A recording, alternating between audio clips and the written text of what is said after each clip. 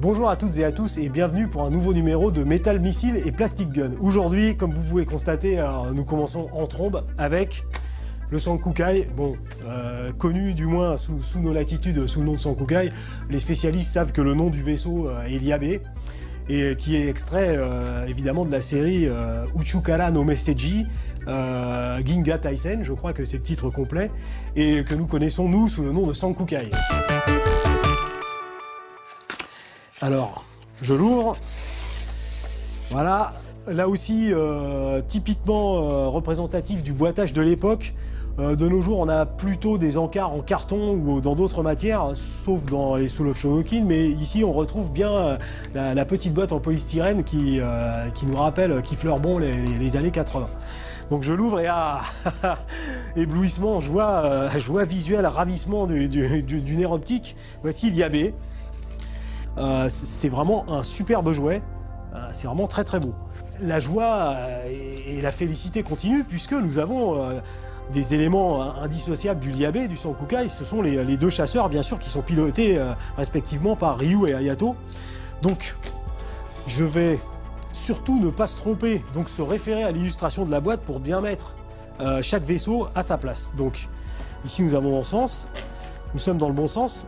Voilà, bon, pour faciliter la manœuvre, j'ouvre d'ores et déjà les bras qui me permettent de...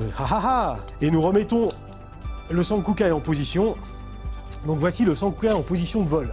Donc je tiens vraiment à préciser que c'est d'excellente facture et de conserver vos jouets parce que ça vaut vraiment la peine d'avoir autant de brillant quand vous l'ouvrez de nombreuses années plus tard. Donc première superbe caractéristique du Liabe, c'est bien sûr ce design chargé, prêt à partir au combat puisque le vaisseau lui-même décolle et puis est prêt à lancer ses deux chasseurs dans l'attaque.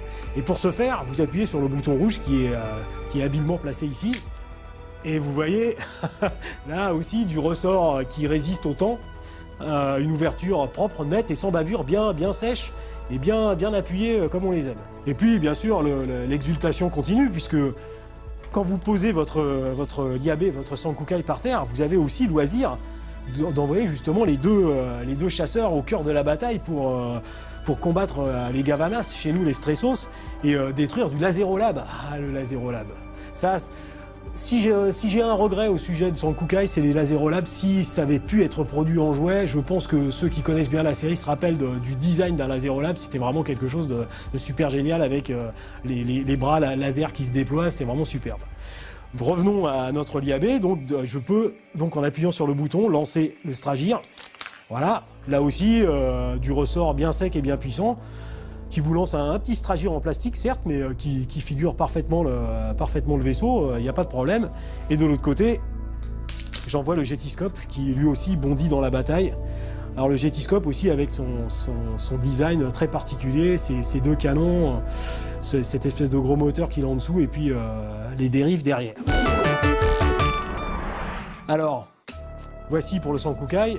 Nous avons ici la soucoupe de notre ami Sidero, qu'on voyait rarement dans la série, qu'on voyait heureusement assez souvent dans le générique, et dont l'arrivée était toujours assez spectaculaire et assez plaisante. Donc voilà, celle-ci est loose et un petit peu outragée par le temps, mais dans l'ensemble elle a conservé son intégrité structurelle. Donc ici nous pouvons relever des petits volets qui dévoilent des lance-missiles. Ensuite, sur le côté de Space Saucer, puisque c'est le nom officiel de la soucoupe le nom japonais du moins de la soucoupe de Sidero, vous appuyez sur un petit bouton qui vous débloque le cockpit, que vous ouvrez ainsi.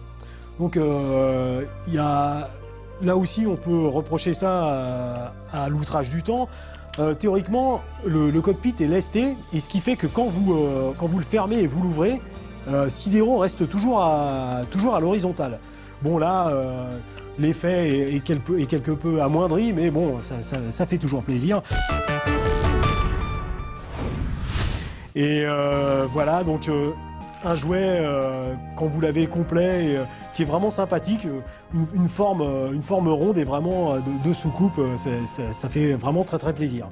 Donc voilà, sinon nous avons ici une petite notice en japonais de Liabe, du Sankukai. Donc ça aussi, ça authentifie et ça donne de l'épaisseur à l'objet. C'est vraiment très très agréable. Voilà, j'espère que vous avez eu autant de plaisir que moi à voir, à découvrir ou alors à revoir les jouets de Sankukai, parce que c'est quand même une série qui a été, je pense que c'est le moins qu'on puisse dire, fondatrice en France dans le domaine du tokusatsu. Je pense qu'à l'époque où c'est passé, on avait vu très peu de choses ressemblant à ça, peut-être éventuellement Spectreman avant, mais c'est vraiment une série annonciatrice de ce qui allait suivre, et de ce que nous connaissons maintenant de manière presque ordinaire, mais là, Sankukai, c'était vraiment quelque chose. Voilà, avec Hiroyuki Sanada, avec Oba Kenji qui était, me semble-t-il, dans le costume de Star Wars de Nagareboshi. Non, une série vraiment, une pierre fondatrice de l'édifice de l'engouement japonais en France. Voilà, une fois de plus, une preuve irréfutable et percutante que les jouets sont quelque chose de beaucoup trop sérieux pour être confiés aux enfants.